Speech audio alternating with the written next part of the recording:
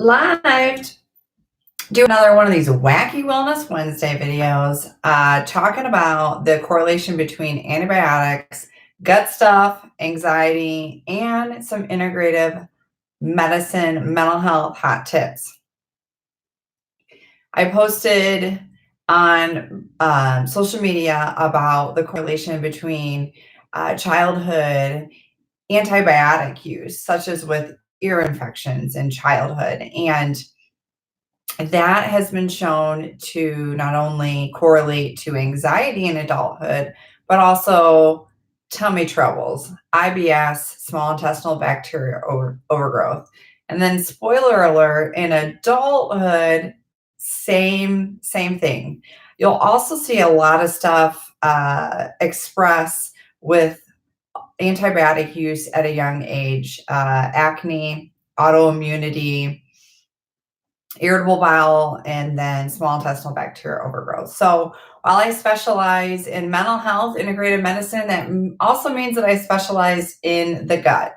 So I do have both I treat both anxiety and as well as IBS, which 84% of the time is actually small intestinal bacteria overgrowth. And it's bidirectional nature, which is why I have the digestive system here in the back through the gut-brain axis. And with that is when you have tummy troubles, you're going to have mood symptoms as well. It's par for the course, especially with antibiotics.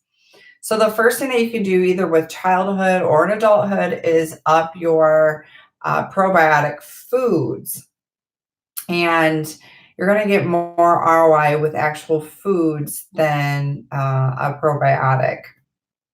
A supplement, it's going to be more bioavailable, and then it's cheaper too as well. And you can dig really into the probiotic supplementation versus the strains that you're low in, and supplementing there. If you want to do that, you would do that with functional medicine and like a GI effects, a stool panel. I love working with my functional medicine clients and that have mood symptoms, and to really target the strains of bacteria. But a lot of people don't have that information about themselves or their gut. And so you're going to start with probiotic foods and then increase your prebiotic foods to make those probiotics grow. It's kind of, prebiotics are like the soil, and then probiotics are like the seeds of the dirt that kind of grows in your microbiome. And if you follow Empowered Autoimmune, love her account. She posted today a really important statistic about just having one course of antibiotic, how detrimental it can be just through one course of antibiotics. It can affect your microbiome to 2 to 4 years. And I certainly see that with the gut coaching clients that I work with. I have found small intestinal bacteria growth in the majority of clients that come to me that have mood symptoms, and working through the protocols there, because the medical model really doesn't still understand that connection, that bidirectional brain-gut connection, nor do they understand most of the time how to treat small intestinal bacteria overgrowth.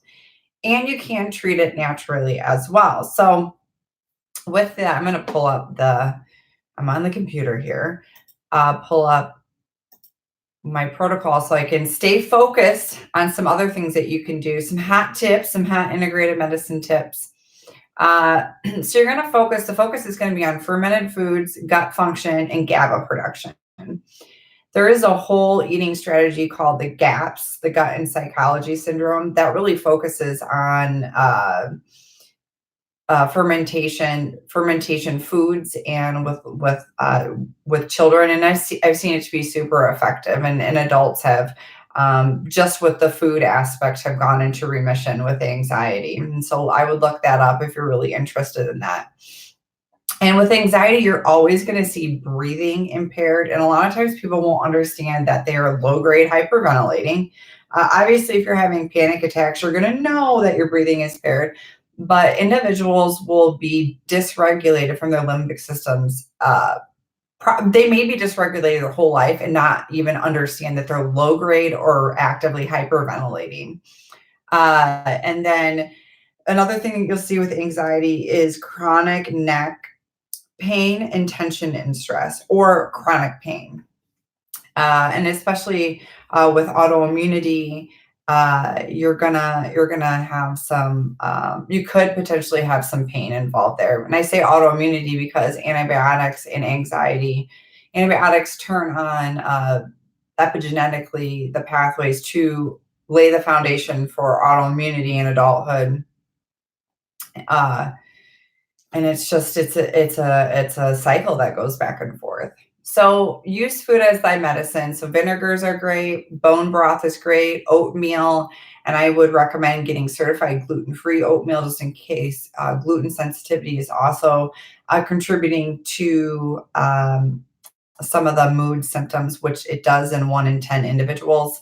Lower stressors, diet stressors, and eliminate food allergies.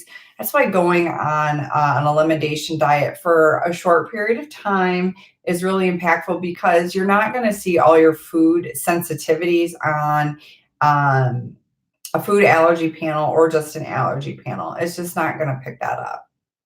And then not having caffeine or sugar. And caffeine's kind of a terrible substance for anxiety too. So coffee is not optimal with anxiety. A replacement could be decaf, or green tea is great because of the theanine, with the calming effect of the theanine in there.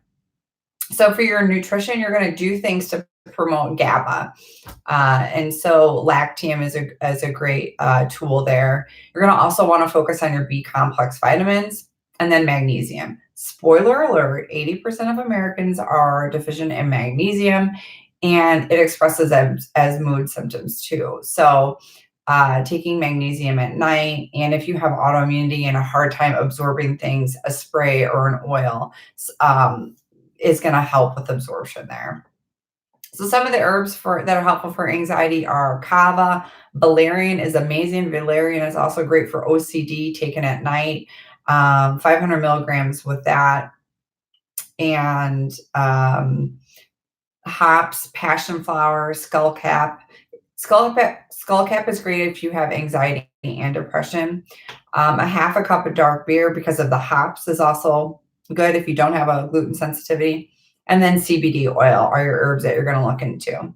My caveat with the herbs is if you are taking a benzo, like a Xanax or an Ativan or one of those tools, and you start to add in herbs on top of that, talk with your doctor. I'm not a spoiler alert, I'm not a doctor. Lots of spoiler alerts in this one. I am providing education on anxiety and the kind of some of the root causes there.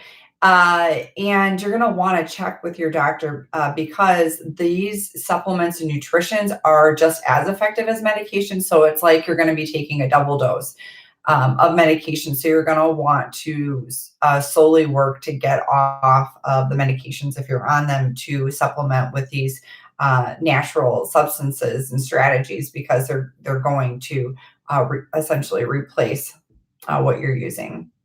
You also want to focus on detoxification. That's a big one in integrative medicine.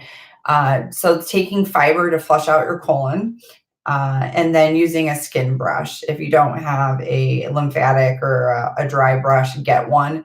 I'll eventually make a video on how to use that, but there's tons of videos and resources out there. And it's great for grounding too. Sometimes with anxiety, you'll have some dissociation, and dissociation is just not feeling connected to your body, yourself, and or the world. And then somatically, what you could add with anxiety is some bodywork therapies like rocking. Rocking is great for kids. It's also great for adults. And you don't think, I'm going to have to hold a grown adult. You can help rock yourself by laying on your side, your right side, and then someone can push your back to rock you, or you can rock back and forth. It's a really soothing somatic activity. And then light touch on your neck and diaphragm. It's grounding. Touches can be grounding, as far as, not dissociating and being safe in your body. And use movement as medicine. So breath retraining, I'm going to show you a breath exercise, aerobic exercise, yoga poses like flying dragon, wood chopper, scaling stretch, and a ha breath. Look up a video on a ha breath. Hand weights and mirror exposure is also great if someone has body dysmorphia.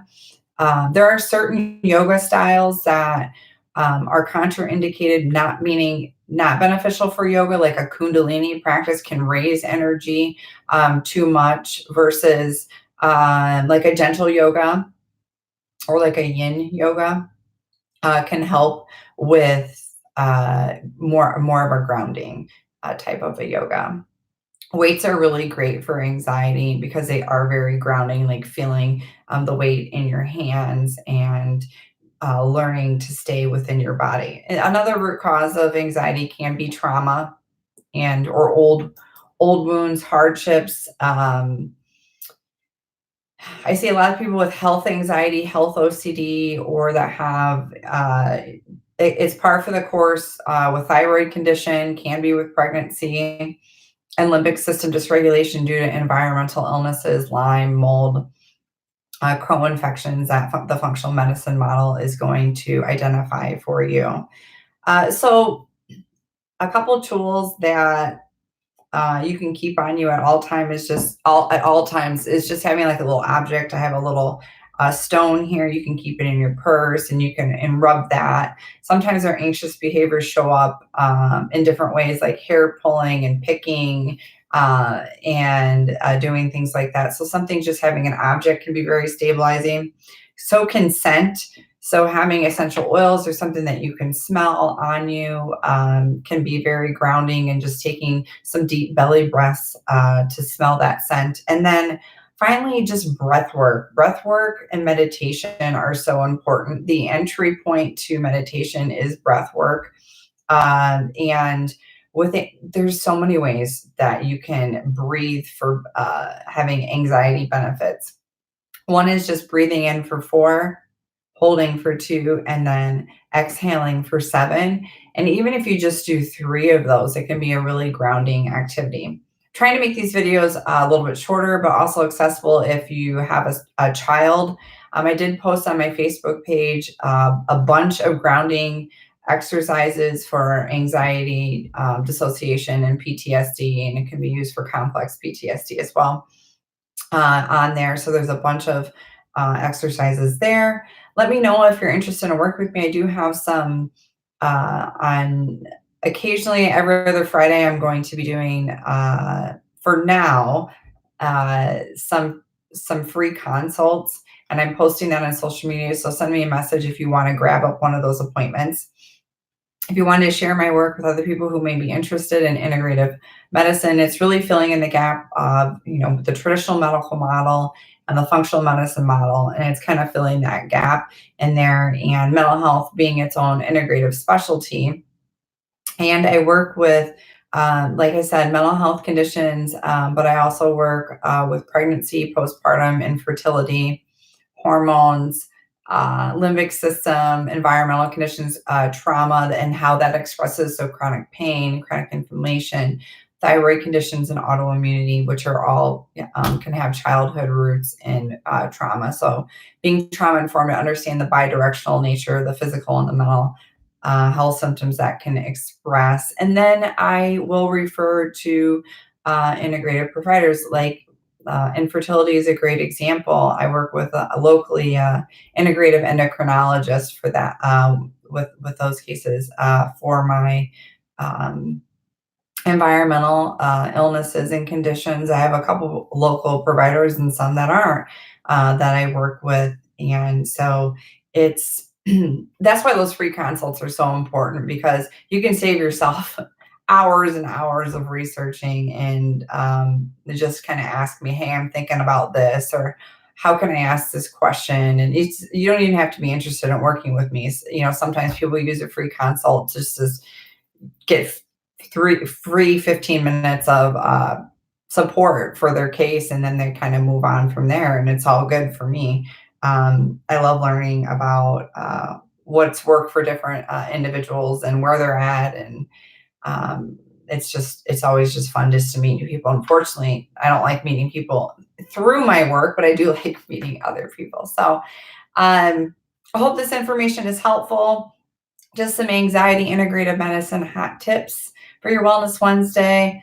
Like my page, share some of my work. My business cannot fund itself on hugs. Although I have tried to pay my bills that way, it's still not working. So share this work. I'm early to the game, but it's going to be super common here in the next couple years and definitely in the next decade. And there's so many people that are looking for solutions for their children or themselves, or organizations that are looking for solutions, because a lot of people really want to layer on some integrative practices into either what they're doing currently or just interested. So integrative health is really for everyone. You can take medication and still work with me and still learn about other things that you can add to your protocols, your solutions to what's working. So thank you guys so much.